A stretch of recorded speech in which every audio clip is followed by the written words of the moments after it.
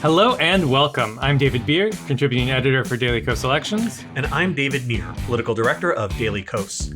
The Downballot is a weekly podcast dedicated to the many elections that take place below the presidency, from Senate to City Council.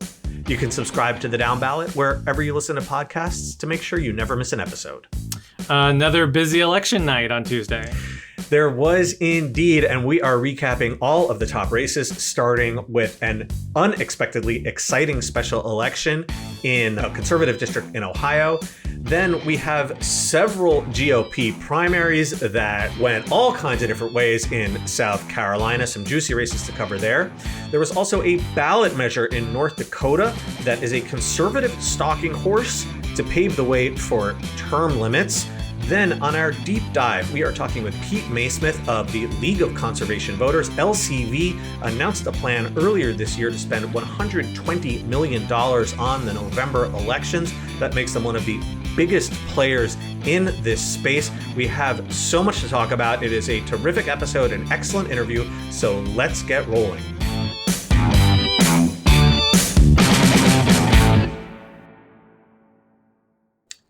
Well, Tuesday was a very fun election night. We have a bunch of juicy primaries to recap. But first, there was a special election that truly no one expected to be interesting, and that proved to be really, really interesting. Yeah, it's pretty wild. Some election nights, particularly on primaries, you go through and everything happens pretty much as expected. It's pretty boring. And some nights you get something like this where something totally unexpected comes out of the blue. Yeah, I absolutely love this. I was having a blast on Tuesday night. So to get down to it, Ohio's 6th congressional district. This is a very conservative slice of Appalachia that has moved sharply away from Democrats over the last 15 years. The seat was vacant because Republican Congressman Bill Johnson left earlier this year to take a job in academia.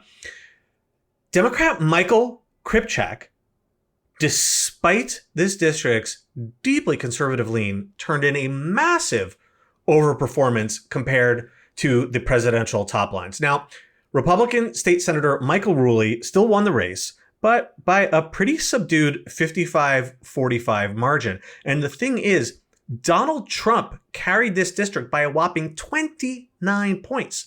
So that means Kripchak ran 19 points ahead of Joe Biden here.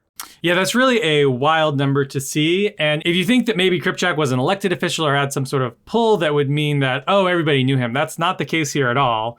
The Republican, State Senator Ruley, was a second-term lawmaker. He won re-election in a landslide in 2022. And meanwhile, Kripchak is an Air Force veteran, which is a great position to run for office, but not exactly makes you well known. He took a leave of absence from his job working as a waiter at a local restaurant to focus on his campaign. Like, this was clearly somebody who just passionately wanted to make sure there was a Democrat on the ballot, but he came in and did this incredible overperformance. Yeah, I mean, the dude is a consultant and works at a restaurant. And he took time off from his job just to run for Congress. And this is despite the fact that Ruley obviously crushed him in fundraising. Ruley brought in almost $700,000. Kripchak raised just $20,000, which is a pittance for a House race, but completely understandable given the nature of this district and the fact that no one imagined that this would be competitive at all. And I also got to say, watching the returns come in on Tuesday night was particularly fun because first you get the big batch of early and mail votes, and you know those are going to favor the Democrats, and Kripchak is up by a big margin, but you know that's not going to hold. And then more and more votes kept coming in on Tuesday night, and Kripchak still was in the lead. And eventually, of course, Ruley overtook him, but like way later than you would have expected. And the ultimate result, of course, wound up being far closer than it should have been. And what was particularly funny to me, Beard, afterwards, Ruley claimed to the Parkersburg News and Sentinel that he expected something like a 10-point race. Obviously, that's what you're going to say if you wind up underperforming by almost 20 points. And he cited the fact that Democrats used to hold this district, but that's just ridiculous because the last time Democrats won the seat was in 2008. Democrat Charlie Wilson lost in the 2010 GOP wave. So we're talking about ancient history. And Rulli also said something that really struck me as funny in explaining the outcome. He said, it's a divided country. Yes, that's correct. It's a closely divided country, but not in your district. Not in your district, dude. You can't compare the two. They have nothing to do with one another. I mean, Joe Biden won nationwide by more than 4%. Trump won that district by 29%. You can't look at one and compare it to the other. Totally, totally different. Yeah, it's sort of like if a Democrat had underperformed in Vermont or Massachusetts and been like, well, this state has like a history of Republican governors. So really, I didn't do anything bad. But like, sure, that's like true, but it's not really relevant. And anybody who thinks about it for more than a minute realizes how poorly that this result was for Rulli. So Kripchak's performance was actually the best by a Democrat compared to the presidential results in a special election this cycle. There have been 6 of them so far, and his 19-point overperformance was the strongest. And also, this district is definitely not one that would have looked right for that kind of result. If you follow this sort of meta-narrative around special elections, you might have seen some folks question their predictive value because these special elections tend to attract voters who are, on average, better educated than the folks who show up in aggregate for a typical November election. But Ohio's 6th district has one of the lowest rates of educational attainment in the nation. In fact, it's in the bottom 5% in terms of the percentage of the population that has a college degree. Now, maybe all of those folks with a degree in the 6th district are Democrats, but remember that in 2022, some of the post-Dobbs special election results, when, of course, we saw Democrats suddenly performing very well, they were written off because they happened to take place in some affluent and well-educated suburban districts. Ohio 6th is not a district that you could consider affluent or well-educated. It also has a very large rural component. So the naysayers on special elections are really running out of excuses. Yeah, and I want to take on this whole concept of these high propensity voters skewing everything that's not a presidential election. And what frustrates me about it is that it's unfalsifiable. And what I mean by that is no result can prove it wrong, because if Republicans overperform in a special election, that's just proof that, Republicans are doing well and they had, some advantage or whatever, but it doesn't necessarily contradict this theory for whatever reason. But if Democrats do well, no matter how well they do, it can always be chalked up to the idea that they're getting an advantage from high propensity voters showing up or low propensity voters staying home. And so as a result, a special election after a special election can go by and it can contradict the theory individually. You can be like, hey, this is a very low education district. Democrats did really well here. It's kind of a struggle to connect those, and they can still be like, no, if you just think about it, it was the high propensity voters. They're the Democrats. They're the ones who voted. That's why there was no performance. And as a result, there's no way to contradict it until the presidential election, because only in this theoretical presidential election where all of these low propensity voters who are very Republican are going to come turn out, can you actually prove or disprove this theory. And so it's very frustrating to talk about and go up against. And it's, on Twitter a lot for those of us who are on election Twitter. So I think it's certainly something to keep in mind. Obviously, I do think that there's a lot more college educated voters who are Democrats. And there are certainly instances where there's greater turnout among that group of people, but it doesn't explain everything. It's not the entire theory of politics. And when Democrats overperform to this degree in such a low education district, that's worth looking at and thinking about beyond this one observation. That's such a good point, Beard. And it reminds me a little bit of these analyses that you sometimes see that are just so racist or nativist in their implications, where they say, well, if you looked at the results of this particular race, but took out New York and California, or took out the cities, or only looked at white voters, like, Jesus, yeah, okay.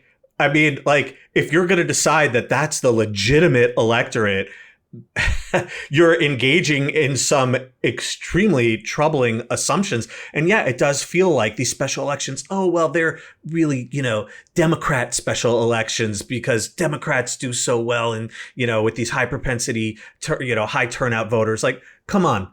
you can keep writing them off for as long as you like until really the rubber hits the road in November, like you said. And as we always point out, you can't ever read too much into a single special election, which is why we keep tabs on all of the special elections. This cycle, there have been 58 so far, both at the legislative and congressional level. And in aggregate, Democrats are running 3.8% ahead of Joe Biden's mark in 2020. And recall that Biden won the national popular vote by 4.5 points in 2020. So that suggests a national environment that's about 8 points in Democrats' favor, give or take. And yep, that's very much at odds with the polls. But as Daily Kos Elections contributing editor Daniel Donner has researched extensively, historically, there has been a strong correlation between special election results taken in aggregate and general elections for the U.S. House in November of the even-numbered year. Now, maybe this year is going to be an outlier, or maybe that historical correlation will simply come to an end. But at this point, there are going to be almost no more special elections between now and November. So these stats are pretty much locked in. And that means that in 5 months, we're going to find out which metric was the right one to be looking at all along. But I would just finish on this final note, which is that in 2022, folks who ignored the specials and only paid attention to the polls made a very big mistake in terms of understanding what was going to happen. Yeah, and I think elections are great evidence for future elections. We don't get a lot of good evidence for future elections. Polls are useful, but imperfect. Special elections are also imperfect. And so that's why, obviously, I think the best thing to do is look at it holistically, look at as much information as you have. But to ignore one of the few real pieces of evidence you could have, which is these special elections results, which are actually people going to the polls and voting, I think is very, very silly. So we will certainly, continue to look at this as the election gets closer. I actually want to throw in one more point. This correlation between special election results and House general election results, it's absolutely fascinating. And we don't really know why this correlation exists, because yes, it is true that the November electorate is going to look different than most of these electorates for these special elections, but the correlation has been there. And so I would say, if you are a doubter, if you don't think special elections are valuable, well, then tell us why this correlation happens. It's worth exploring why this correlation exists. And if you think this correlation doesn't matter, then you need to answer why this correlation exists in the first place. I'm interested in the answer too. And obviously I'm a huge proponent of looking at special elections. It's something that we're going to dig into, but I think it's going to take a lot of very deep analytical work to figure it out. For now, though, we know that it has worked in the past. And so far, no one has come up with a good reason to say why it shouldn't work this year too. Now, that was a really, really interesting election to dive into, but there were a lot of primary elections that took place, and we want to hit some of the highlights of those as well. And of course, we want to start in South Carolina, where there were a number of important Republican congressional primaries. And we'll start with the 1st district, which was also the first stop on Kevin McCarthy's revenge tour. It didn't work out so well for him, about as well as his speakership went, to be honest. Yeah, so Congresswoman Nancy Mace was one of 8 Republicans who voted to oust McCarthy last fall, and she totally smushed former state cabinet official Catherine Templeton by a 57-30 margin. Team McCarthy had spent heavily on Templeton's behalf, but Mace had managed to reinvent herself as a Donald Trump bootlicker after a narrow escape in last cycle's primary when Trump endorsed her opponent. This time, she had Trump's endorsement. She also had plenty of money for herself. So, yeah, Trump versus McCarthy. Trump won, McCarthy nothing. Yeah, and that's not really surprising to me. And one of the many weird things about Trump is how he likes to get former opponents to, come back to his side and bend the knee. Talk about how wonderful he was and bend the knee. Yeah, so Mace is a classic example of that. And so once she proved willing to do whatever it took to get on Trump's good side, he was happy to endorse her and bring her back in. And that obviously safely guided her through the primary. I want to take a step back for a second, Beard. Think about how fucking nuts this is, that the former GOP Speaker of the House, who had exactly one skill, which was raising money. I don't know why people love to give him money, but for whatever reason they did. This was his one skill. couldn't count votes, couldn't get legislation passed, couldn't make anyone trust him.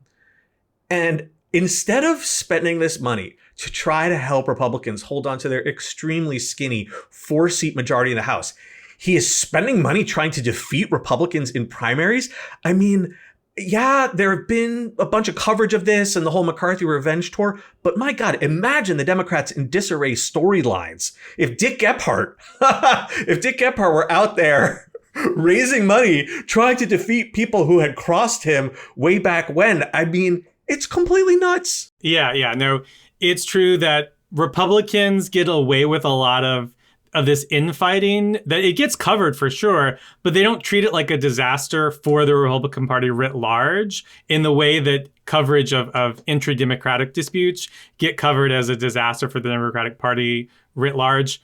You know, we could do a whole episode about why the media covers the Democratic Party and the Republican Party differently, but it's absolutely the case, and this is a great example of it.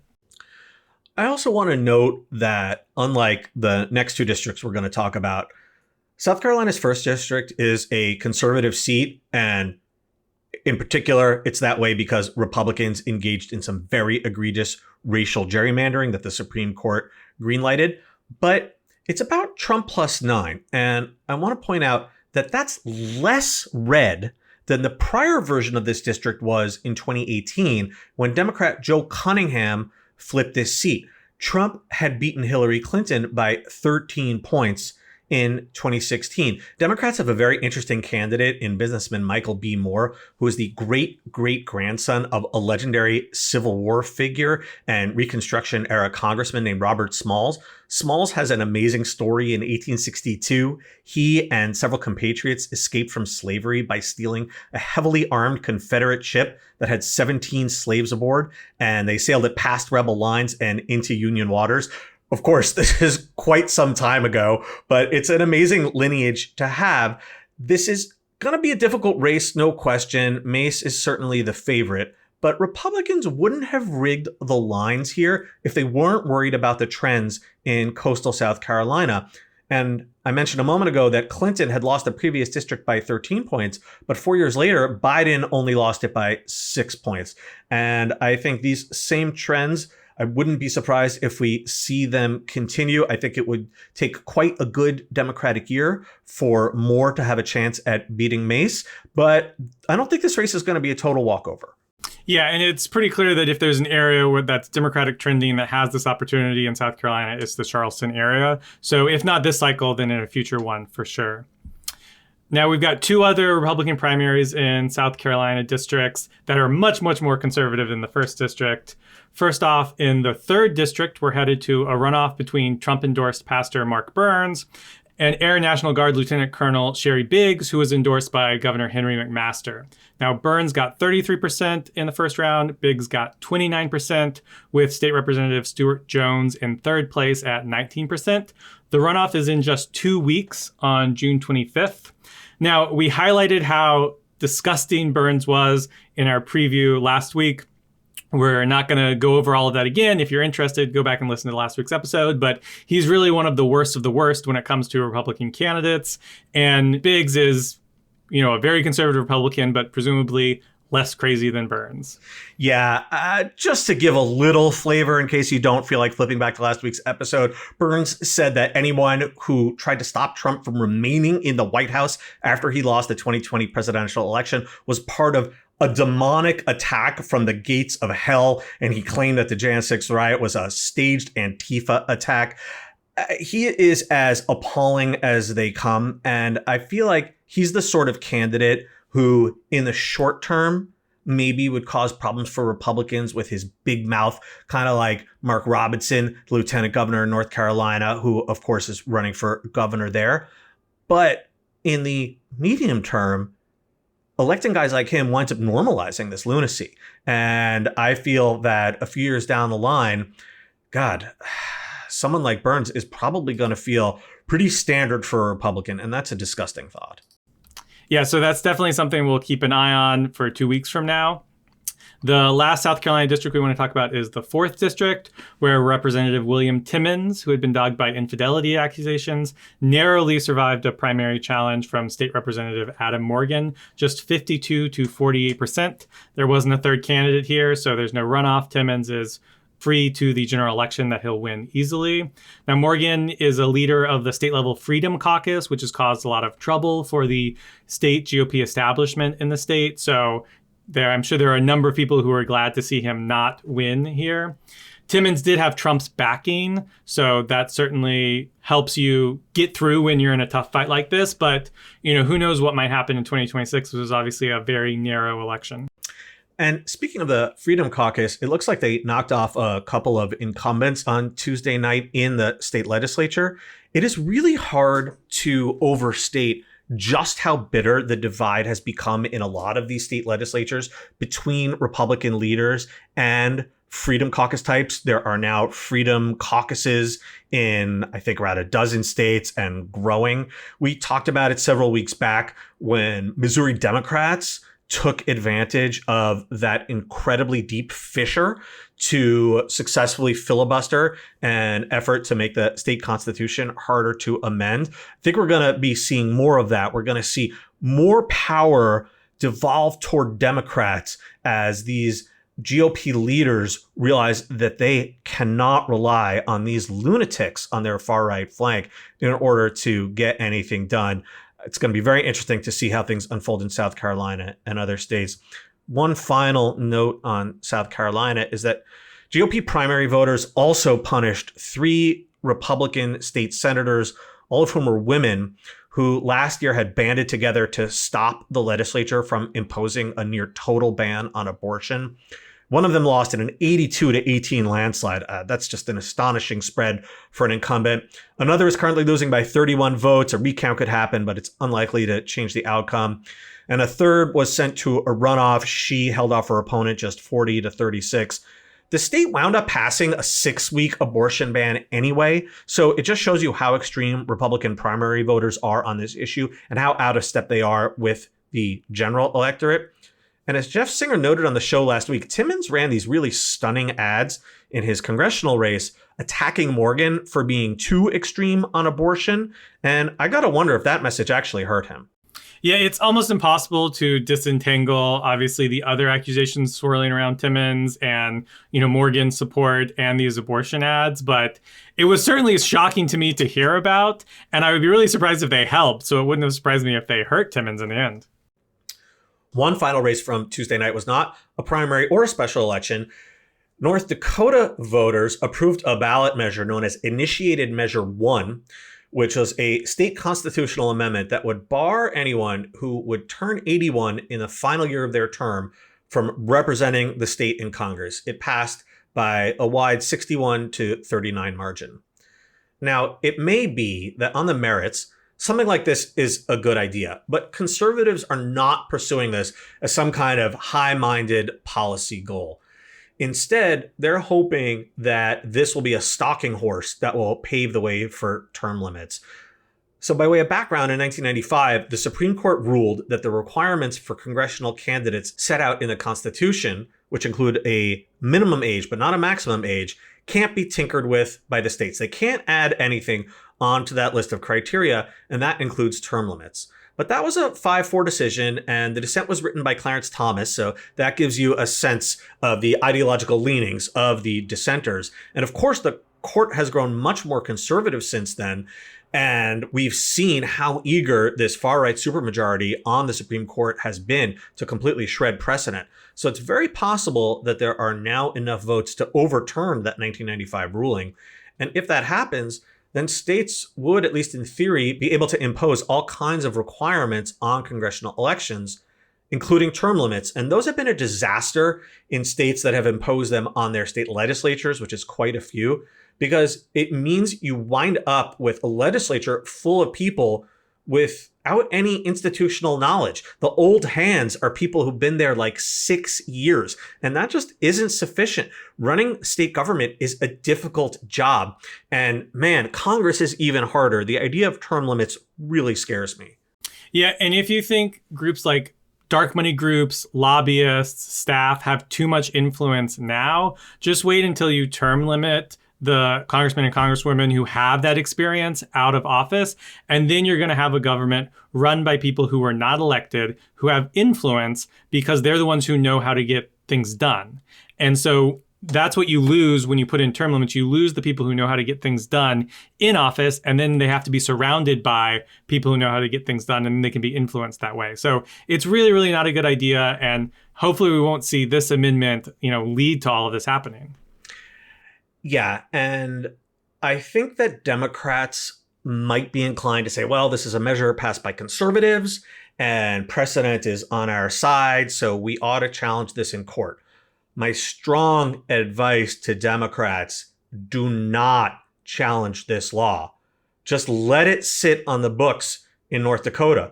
Don't give Thomas and Alito a chance to sink their hooks into it. We have seen time and time again, Democrats filing suits in the voting rights area where they relied on previous case law from the Supreme Court, only to have the Supreme Court say yoink at the last minute and say, oh, well, our ruling never said that. Oh, we're going to change the requirements for bringing that kind of case, or simply overturn a prior ruling outright.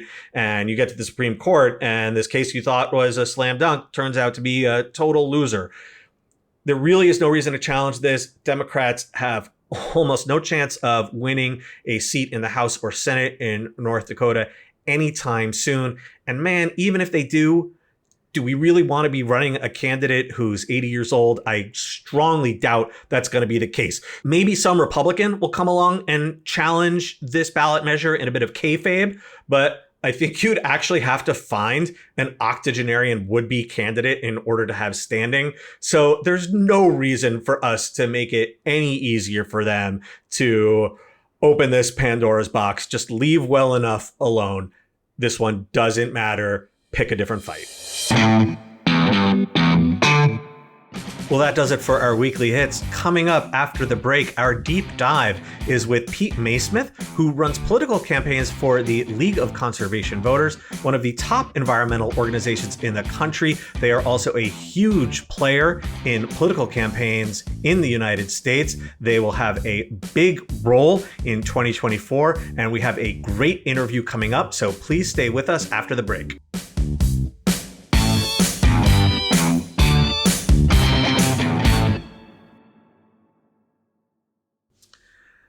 Joining us today on the Downballot is Pete Maysmith, who runs political campaigns for the League of Conservation Voters, which is one of the premier environmental advocacy organizations in the country.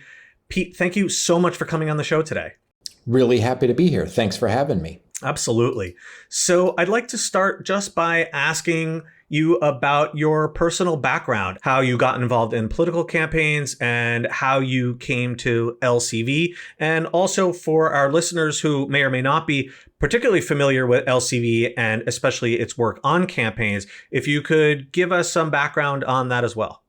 Sure, more than happy to. So I grew up in a household where social justice and organizing in politics was just part of the air that we breathed, and in all manner of ways.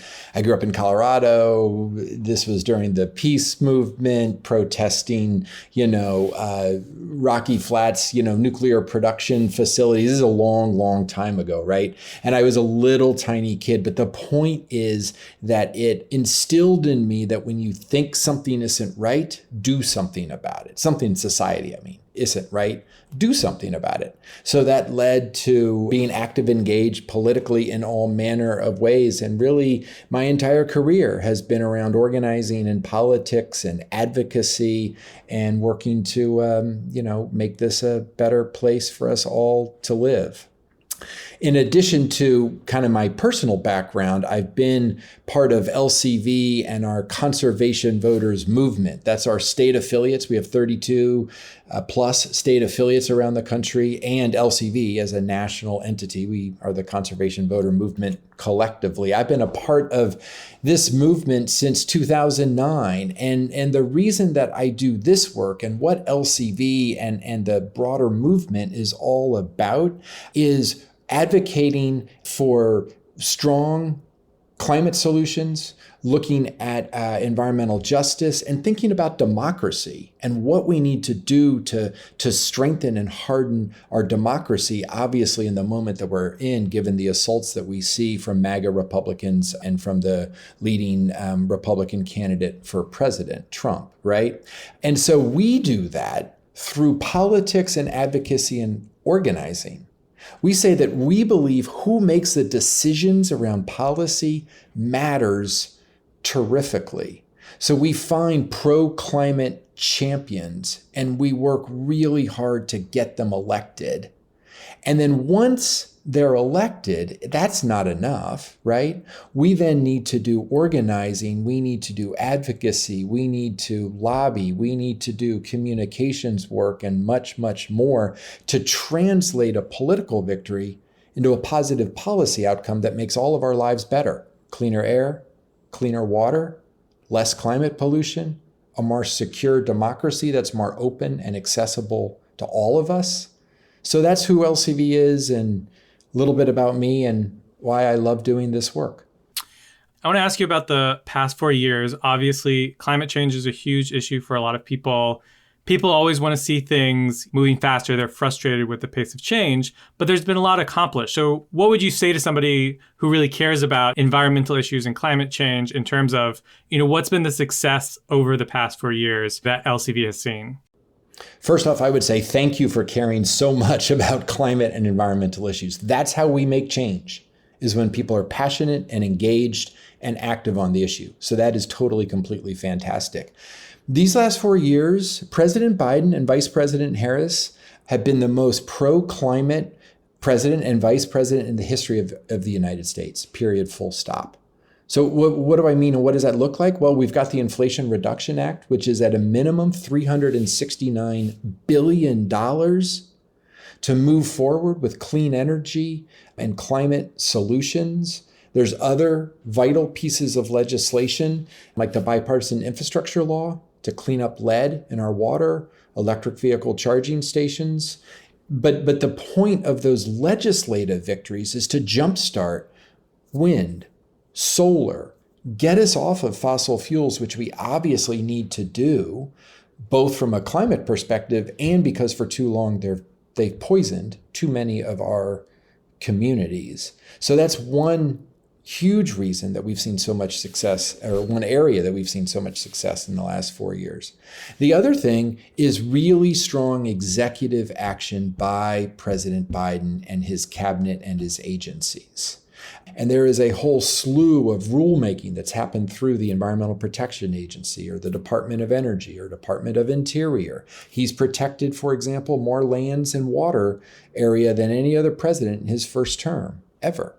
There's new rules on power plants, on cars, on trucks, soot, what goes up into our atmosphere, clean water, and much, much more. All that has happened because Joe Biden has led. So what I would say to people is thanks so much for caring. The progress has been remarkable, and there's a lot more to do moving forward. We clearly have not solved the problem, but boy, it's a hell of a start. Now, looking down more towards, Congress and a lot of the primaries that you may play in or in general elections, what are your main, issue priorities for 2024 that you're looking for candidates to endorse or care about as we're moving into the next Congress?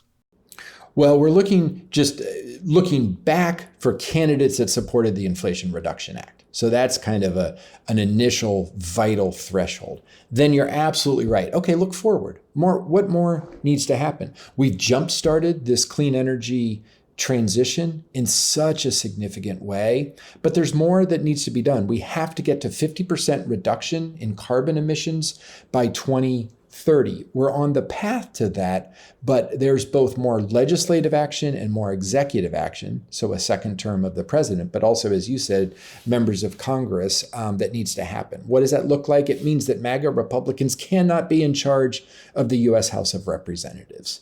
They've demonstrated that they cannot govern, and when they try to govern, they're basically doing the bidding of big oil. H.R. 1, so their flagship piece of legislation, the bill that they wanted to lay down as their marker when they took control of the chamber narrowly took control of the chamber after the 2022 elections, that was a wish list for big oil. So we know what the MAGA Republican leadership has done and will continue to do in the House. We have to flip control so that Hakeem Jeffries can become Speaker. We can build on the Inflation Reduction Act and move forward in a whole set of climate and more environmental justice policy areas. So we're looking for candidates who are putting their hands in the air and saying, I want to do more to tackle climate change, more for clean water, more for clean air, and more for environmental justice. That's who we're looking for as we look into 2025 and beyond, which we have to win this year to be able to do that in the years to come. So you talked about the House GOP's HR1 as being their quote unquote wish list for big oil. I want to ask you what your wish list legislation might look like. But I know that, of course, when we're talking about a problem as gigantic as climate change, really the sky's the limit in terms of what we could imagine as potential solutions to the problem. So maybe tempered by the necessary realism of practical politics in the United States and the limits of what can be accomplished with what are likely to be at best small majorities. What would sort of a pragmatic wish list bill look like in 2025 if Democrats can hold the White House and take control of both chambers of Congress? Well, I think a couple of things. So here's an example. Transmission is such a vital component. It is not sexy. It might make people's eyes glaze over real fast, but it is vital that we get transmission right. We've got old wires, old lines, old systems, old mechanisms for moving energy around in this country. As we make the transition to renewable energy, moving renewable electrons, that might sound real simple and it might not sound exciting, is absolutely vital, right? We are not in a place right now with this Congress to even consider doing something about that, because the price for that would be more fossil fuels, more drilling, more siting of fossil fuel, big oil, facilities like a liquefied natural gas, a methane gas, an LNG facility. We can't do any more of that, period, full stop. Joe Biden put a pause on LNG export terminals a number of months ago. Huge step forward, so important. But my point is, we can't get transmission done right now with MAGA Republicans running the US House. So that's one. Two is we've got to really focus on decarbonizing industries that are harder to get at, so cement, airlines, we can't we've done some of the lower hanging fruit. There's so much more that needs to happen as we really look to get to, I said, a 50% cut in carbon and climate pollution by 2030. And then we have to move forward to 100% net zero. That's going to mean getting at those harder to decarbonize industries. And that absolutely has to happen. The third thing I would say is, we have got to fix our democracy. We know it is under assault, literally and figuratively. Literally on January 6th, of course, and rhetorically, almost nonstop from this presidential candidate, Donald Trump, and not just him, but MAGA Republicans up and down the ballot. And so having control, pro-climate, pro-democracy control of the U.S. House, we have it in the Senate, maintaining it in the Senate, that means we can move forward a set of policies to further bring people into our democracy and to make sure that it can't be subverted, which is clearly something that MAGA Republicans are trying to do, actively trying to do right now. I want to put a pin in that democracy piece that you mentioned, because I find that very interesting. But I want to drill down on something that you mentioned a little earlier in your answer. You talked about things like energy transmission as not really being a very sexy issue, and that's totally understandable. When you do talk to voters, or when your campaigns and candidates talk to voters, though, What kind of environmental issues or issues in LCV's general brief do actually excite voters and get them interested and they really find compelling and are the kinds of things that candidates can talk about? Because I imagine you don't really want to advise a candidate to talk about issues that are going to make people's eyes glaze over. So if you're giving advice to a campaign, what are your 1, 2, and 3 of these are the things that are going to get voters to perk up and listen? Absolutely. Couple of things. First off, climate change has become a kitchen table issue. It is core to economic policy and economic issues that people care about. What do I mean? I mean jobs, right? The Inflation Reduction Act and the legislation that this president has signed, 270,000 new jobs in the clean energy space since that became law, right? People care about a good paying job that helps them provide for their family. 1. 2, lower cost. Clean energy is cheaper energy. As we move away from fossil fuels, then that price fluctuation and being yoked to the whims of what big oil wants, and let's be clear what they want, is to make a bunch of money at the expense of all of us, right? We just learned that. We've known that for decades, but we saw more evidence of it in the last couple of weeks with this merger where the CEO of Pioneer, which is an oil and gas company, had text messages colluding with OPEC to keep prices higher. We pay more, he gets richer. They all get richer, right? So climate is an economic issue. It's a kitchen table issue. We talk about it that way. Our candidates talk about it that way. And you know what? Voters respond to that. That's 1. 2, clean water and clean air are just fundamentals that voters care about. Here's the most recent example. The special election in New York 3 back in February to replace the disgraced George Santos, who was, even he got booted out of the U.S. House by his MAGA, Republican leadership and rank and file, I guess, right? Tom Suozzi, the candidate who won, was well known in that area, had been in Congress had been both a local elected official, had been in Congress and now wanted to come back, and he won. We ran a large independent expenditure effort where we knocked on people's doors in the Queens portion of this district. It goes into Long Island, right? I said Long Island, the Long Island Sound.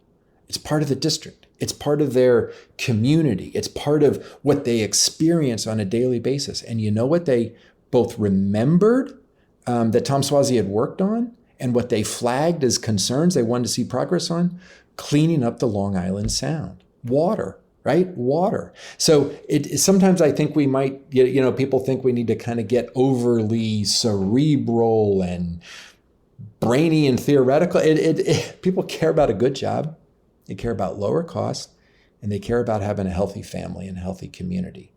All those are environmental and climate issues. Talk about those in a way that resonate with voters. They want to show up for the pro-climate candidates, and they are. Tom Suozzi, just that one example, won, and we got a lot of important races ahead of us in the next 145 days or so. Now, with that huge election coming up, I know LCV is going to be doing a lot of program to reach voters and talk to them. So run us through the program that LCV has planned for the run-up to the election. Yeah, absolutely. So one of the absolute core things that we're going to do is the field program. I talked a little bit about what we did in New York 3, right? Take that and put it on steroids times 10. So we will knock on millions of doors all around the country. And of course, it's going to be in the key battleground states and races and U.S. House districts that you would absolutely expect. We're not going to knock on doors when we know the race is going to go one way or the other way. We're going to be in Pennsylvania and Michigan and Wisconsin and Nevada and Arizona. And I mean, that's not a full list, but again, you can imagine, right? So we're going to be knocking on doors and we're going to be talking to voters. That's not enough. We need to make sure that we're communicating in multi-levels with those voters. So we may also call them on the phone. We'll serve them digital ads to meet them where they're at in their online life that we all lead these days. We'll send a mail in their mailbox. We'll just communicate them in all manner of ways. One, to make sure they're clear on what the stakes are, who the pro-climate and pro-democracy candidate is in their particular set of races. It might be presidential, Senate, U.S. House, it might be multiples, right? And then make sure that they know how to vote, where to vote, et cetera, which is actually a really important part of the work, is literally just the mechanics of it and because that really helps people turn out to vote. So that's a whole basket that we'll be doing. In addition, though, we're going to have thousands of people, mobilizers is how we talk about them, who they will be reaching out to their friends and family. So a warm contact, someone they know, people they know in their contact, in their phone, right? And text people and talk about, hey, I'm voting this fall. Here's why. Here's who I'm voting for. Here's why I'm doing it. And again, here's how to do that. And we're going to have tens of thousands, hundreds of thousands of those conversations with mobilizers, again, in targeted places around the country, because we know data tells us that people talking to their friends and family and encouraging them to vote, explaining why they're voting, is a very powerful motivator to turn people out. Separately from all that, the other big thing that we're going to be doing is communicating on airwaves. And I say airwaves, I maybe use that term a little loosely. We're going to be on TV, broadcast, cable, but then also in the digital world that we all live in today, right? So whether it's an ad that, plays before you watch your Hulu show or on YouTube, and then obviously also working on platforms where people, increasingly are finding their news and their information, like an Instagram and plenty of others like that. We want to meet people where they are and communicate with them the stakes of the election, who's better on climate change and the environment, and then how to vote. And so we'll be doing both of those things, that field program and that communications program that I mentioned, starting this summer and obviously going through Election Day, of course.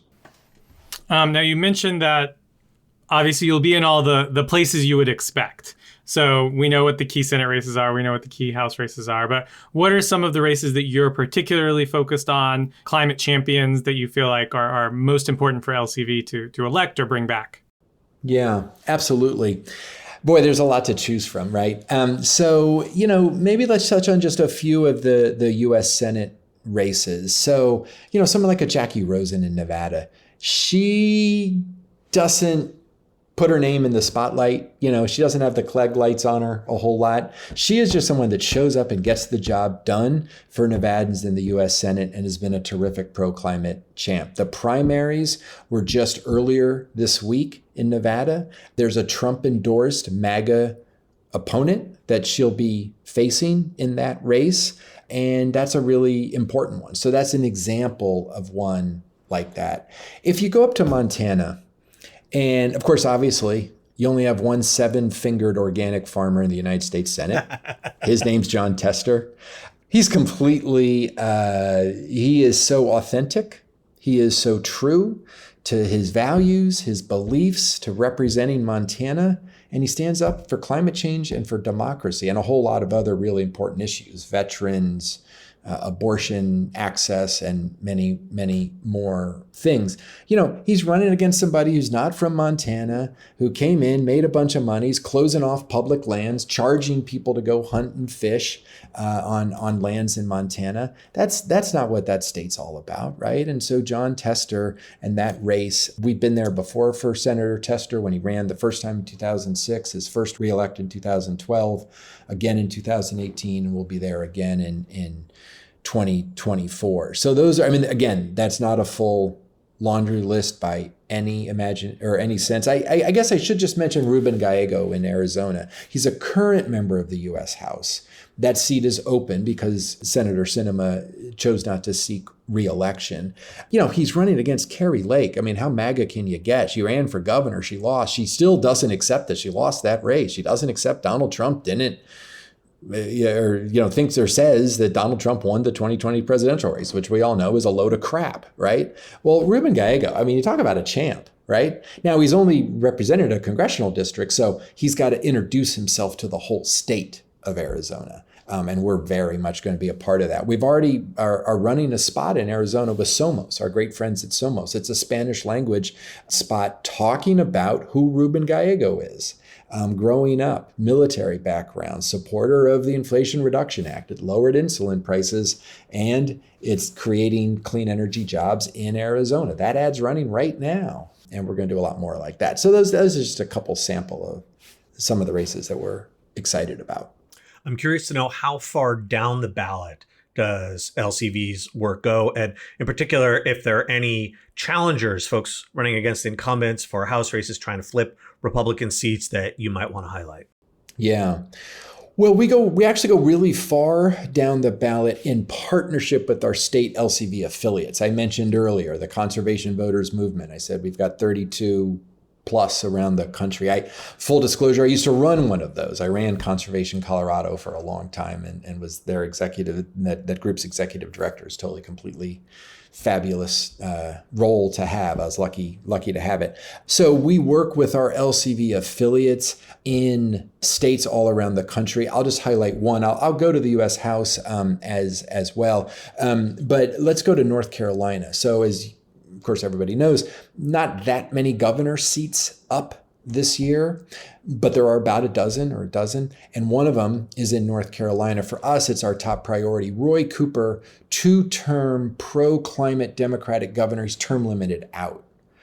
Josh Stein, the current Attorney General, Democrat, pro-climate, pro-democracy. He'd be so important to have in that governor's seat in North Carolina. Having a pro-climate governor in the South to stand up for environmental values and take on really critical environmental issues in the state of North Carolina is just vital. He is running against a lieutenant governor who, I can't believe I'm about to say this, maybe makes Donald Trump look not totally or less completely bananas and extreme. The lieutenant governor is just, I don't even know how to describe him. So far out in left field, beyond left field, past the fence, and you got to keep going to understand how out of the mainstream the lieutenant governor is, this MAGA Republican that our candidate Josh Stein is running against. So that's surely you mean Mark Robinson is out in right field. Right field, there you go. I totally appreciate that correction, Nir. Thank you very much. I misspoke with deep apologies. So that's an example of a race. In terms of other challengers, and look, I want to go back a little bit to the U.S. House. New York and California are both opportunities to pick seats up. Republicans comparatively overperformed in those states at the U.S. House, in U.S. House races in 2022. We have to go back and get a number of those seats. And so someone like George Whitesides in one of the key California battleground seats, someone like that, we're super excited about, and there's plenty of others as well. So we'll be engaging in a number of House races. Now, a question a little bit in the weeds. Obviously, LCV is, as you said, dedicated to environmental justice, fighting climate change, democracy. But of course, sometimes the most important issue on someone's mind might be something else, like reducing the cost of insulin, something else you mentioned. Yeah. So how does LCV decide if they're going to run an ad? They're like, does this need to be, an ad about environmental justice or climate change or democracy? Or if the issue of the day for this race is, the price of insulin, will LCV run an ad on the price of insulin to elect a pro-climate change candidate? I'm so glad you asked that, Beard, because that was exactly the same question that I had too. And to be clear, when I said pro-climate change, I mean pro-fighting climate change, just to clear that up. Beard, I totally got that, and I appreciate it. And it's not shocking that the two of you are on the same wavelength, that you had the same question. Look, it's such a good question. Here's the thing. We're here to win. We are not here to make a point. We're not here to feel good. We're not here to try hard. We have to save the planet. We have to save our communities. We have to stop big oil. And God knows we have to stop MAGA Republicanism and the march that they're on. And that means we are here to win. We know that climate and clean energy are issues that work for voters, that voters care about, in the ways I talked about earlier: economic, kitchen table, clean air, clean water, etc. And we also know that sometimes it makes sense to talk about other issues. I mentioned it really briefly in passing, but let me go back to it. We're doing this really great Spanish language spot in Arizona in support of Ruben Gallego in that U.S. Senate race. We're doing it in partnership with Somos, a really terrific group and partner. If people don't know them, they should. They're just terrific, right? We talk in part, the whole ad's not about capping the price of insulin, but we mention it because we know it matters to voters, right? They're getting gouged by big pharma, families and individuals that need that life-saving drug. They should be able to get it at an affordable level. That matters to voters. We are not hesitant to do that. In 2022, we talked about Social Security and protecting Social Security in a couple of our advertisements. We talked about abortion. The end of Roe, thanks to Donald Trump and his MAGA appointees to the United States Supreme Court, is obviously a devastation in all manner of ways, right? And we know that's an important issue. And so we talk about abortion, we've talked about Social Security. I mentioned capping insulin, which was a part of the Inflation Reduction Act. Those are all things that, to agree that those connect with voters, we aren't going to shy away from talking about those because we are here to win, period. I want to ask one last question in that vein. I found it really interesting that you mentioned North Carolina, which is a pretty stubbornly light red state. You talked about Roy Cooper and Josh Stein there. And of course, up in Alaska, Mary Peltola won these amazing victories in 2022. And I know that she is a candidate that LCV also feels warmly about.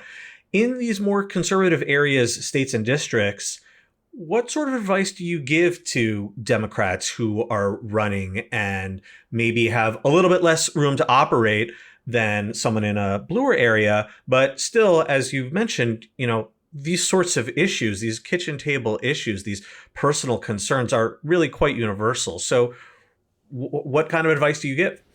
We understand that candidates or members of Congress or the Senate, they're representing their communities and their states. One, they know them well. Two, as you said, they don't all look the same. North Carolina is different from California and Washington State or Alaska, depending where we are on the political spectrum. So we both understand that. We are not intolerant, maybe, right? And I want to be clear, doing the right thing on climate change, getting us off of fossil fuels, moving towards solar and wind as fast as possible.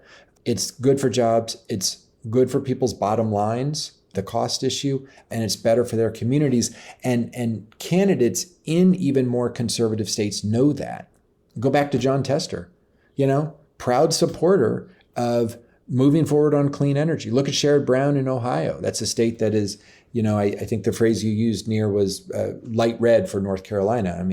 At the federal level, Ohio is, light and trending maybe even a little bit more red. Yeah, right? at least light red. That's right. But Sherrod Brown knows that good policy makes good politics. He knows how. Again, strong supporter. We're we are a huge fan of Sherrod Brown. He knows how to both stand up for good policy and make it good politics in his state. I think he'll demonstrate that again this year. We're pleased to support Senator Brown, and there's lots of other examples, but I'll leave it there maybe for right now.